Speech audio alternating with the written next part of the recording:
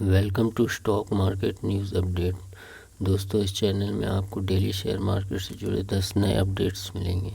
तो चलिए शुरू करते हैं फर्स्ट अपडेट से। घरेलू शेयर बाजार आज सोमवार को मामूली बढ़त के साथ बंद हुए। हालांकि सेंसेक्स 60,000 अंक के स्तर के ऊपर ही बंद हुआ। सेंसेक्स 29.41 अंक यानी 0.05% की तेज़ी के साथ 60,077 अंक के स्तर पर बंद हुआ। इसी तरह NSE निफ्टी 1.90 अंक यानी 0.01% की तेज़ी के साथ 17,855 अंक के स्तर पर बंद हुआ। निफ्टी पर Maruti Suzuki, Tata Motors, Minda and Minda, ONGC और हीरो मोटोकॉर्प के शेयरों में सबसे ज़्यादा उछाल देखने को मिला। दूसरी ओर HCL technology, Divi's labs, Wipro, Tech Mahindra और बजाज फिनसर्व के शेयरों में सबसे ज़्यादा नुकसान देखने को मिला। सेक्टोरियल इंडेक्स की बात की जाए तो ऑटो और रियल्टी इंडेक्स में 2.5 से 3% का उछाल देखने को मिला। दूसरी ओर IT इंडेक्स में 3% की गिरावट देखने को मिली। BSE मिड कैप और स्मॉल कैप इंडाइसिस सपाट के साथ बंद हुए।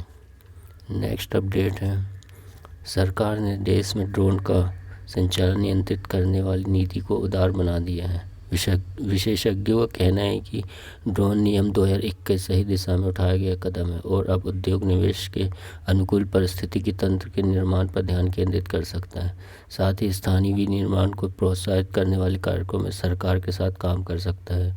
भारत दुनिया में सबसे तेज़ी से बढ़ रहे ड्रोन बाजारों में से एक है और जनवरी 2020 की PwC की रिपोर्ट के अनुसार वर्ष 2021 के अंत तक इसका मूल्य 88.5 करोड़ डॉलर होने की उम्मीद है। ड्रोन इंडस्ट्री इनसाइट्स की एक रिपोर्ट के मुताबिक 14.61% की चक्रवृद्धि वार्षिक दर CAGR से बढ़ते हुए वर्ष 2025 से 26 तक भारत का ड्रोन बाजार 1.8 अरब डॉलर तक पहुंच जाएगा। वैश्विक ड्रोन बाजार वर्ष 2018 के 14 अरब डॉलर से बढ़कर 2024 में 20.5% की CAGR की दर के साथ 43 अरब डॉलर से अधिक तक पहुंचने का अनुमान है। नेक्स्ट अपडेट है, प्रधानमंत्री नरेंद्र मोदी ने आज प्रधानमंत्री डिजिटल हेल्थ मिशन लॉन्च किया। इसके तहत देश के सभी लोगों को एक यूनिक ID कार्ड दिया जाएगा जिसमें उनके स्वास्थ्य से जुड़ी सारी जानकारी होगी। इसका सबसे बड़ा फ़ायदा ये होगा कि अगर आप देश के किसी भी कोने में इलाज के लिए जाएंगे तो आपको कोई रिपोर्ट या पर्ची नहीं देनी पड़ेगी। आपकी सारी जानकारी हेल्थ कार्ड में मौजूद होगी। डॉक्टर सिर्फ आपकी ID से जान सकेंगे कि पहले कौन सी बीमारी रही है और आपका कहाँ कहाँ इलाज हुआ है। इससे पहले यह नेशनल डिजिटल हेल्थ मिशन के नाम पर से चल रही थी। प्रधानमंत्री मोदी ने 15 अगस्त 2020 को लाल किले से इस योजना की घोषणा की थी। अभी ये अंडमान निकोबार, चंडीगढ़, दादर नागर हवेली, दमनदीप, लद्दाख और लक्षद्वीप में चल रही है। अब पूरे देश में शुरू किया जा रहा है। इस मिशन का मकसद यह है कि हर शख्स की हेल्थ केयर सर्विस देने वाले संस्थानों तक पहुंच को आसान बनाया जाए। नेक्स्ट अपडेट है, मौजूदा साल IPO के लिहाज से बहुत व्यस्त रहा है। अक्टूबर-नवंबर में भी पब्लिक ऑफर लाने वाली कंपनियों की बड़ी कतार है। मर्चेंट बैंकिंग सूत्रों ने बताया कि कम से कम 30 कंपनियां IPO के जरिए 45,000 करोड़ रुपए से अधिक का फंड हासिल करने की योजना बना रही है। इसमें टेक्नोलॉजी से जुड़ी कंपनियों की संख्या अधिक है। फूड डिलीवरी कंपनी जोमेटो के सफल IPO से मॉडर्न टेक कंपनी को इस जरिए से फंड हासिल करने का प्रोत्साहन मिला है। इस वर्ष अभी तक 40 कंपनियों ने IPO के जरिए कुल 64,217 करोड़ रुपए हासिल किए हैं। आदित्य बिरला सन लाइफ का IPO 29 सितंबर को खुल रहा है। कंपनी इससे 2,778 करोड़ रुपए जुटाएगी। नेक्स्ट अपडेट है, भारतीय प्रतिस्पर्धा आयोग CCI ने 3 बियर बनाने वाली कंपनियों के साथ साथ उनके व्यापार संघ ऑल इंडिया ब्रूअर्स एसोसिएशन पर कार्टेलाइजेशन यानी गुटबंदी को लेकर तकरीबन 900 करोड़ का जुर्माना लगाया है।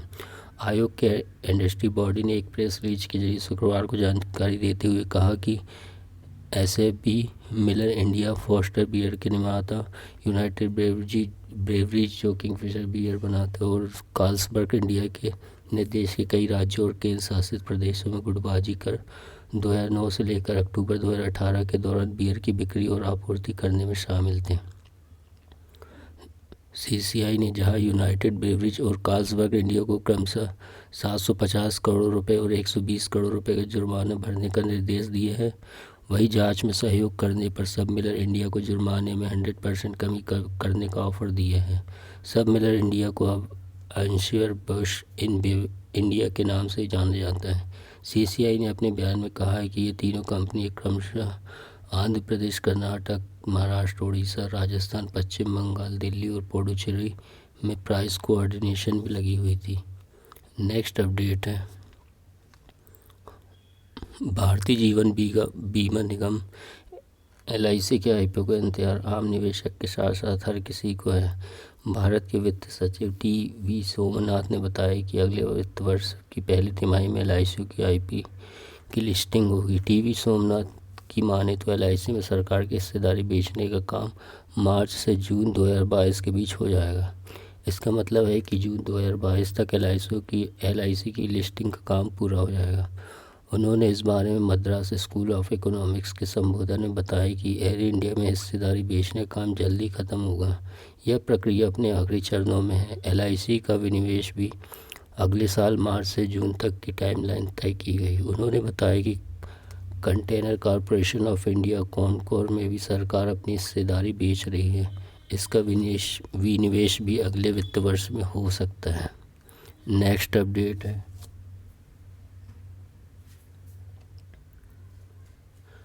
संपत्ति सलाहकार JAL इंडिया के अनुसार 2020 के निचले आधार से घरेलू आय में वृद्धि, कम बंधक दरों और स्थिर आवास की कीमतों की वजह से इस साल प्रमुख शहरों में घर खरीदने की क्षमता में सुधार हुआ है।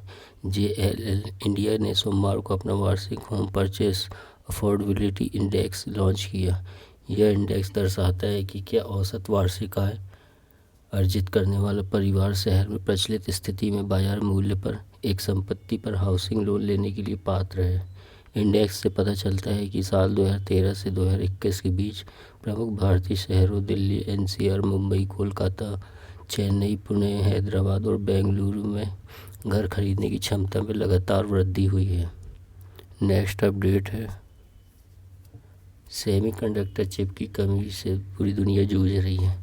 भारत में इसका सीधा असर ऑटो सेक्टर और गैजेट इंडस्ट्रीज पर पड़ा है, जिसका नतीजा ये है कि ऑटो कंपनियों के प्रोडक्शन में कमी आई है। लेकिन अब यह समस्या जल्दी दूर होने वाली है। चिप की कमी को दूर करने के लिए भारत और ताइवान के बीच एक समझौते पर बातचीत चल रही है, जिसके तहत भारत में एक चिप का प्रोडक्शन किया जाएगा।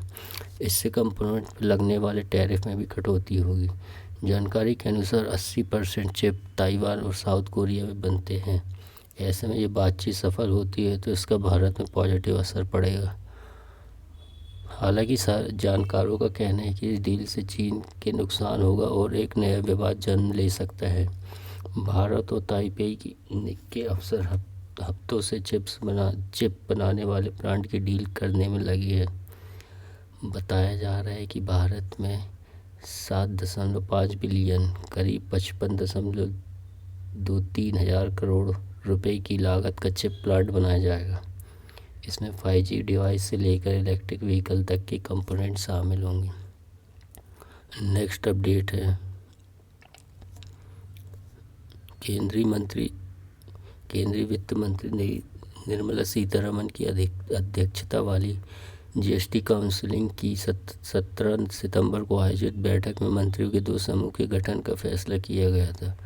सारस्वत का आरोप है कि 1072 करोड़ रुपए के इस प्रोजेक्ट का टेंडर डॉक्यूमेंट जानबूझकर इस तरह तैयार किया गया है कि इसमें इंडियन कंपनियां भाग नहीं ले सकती।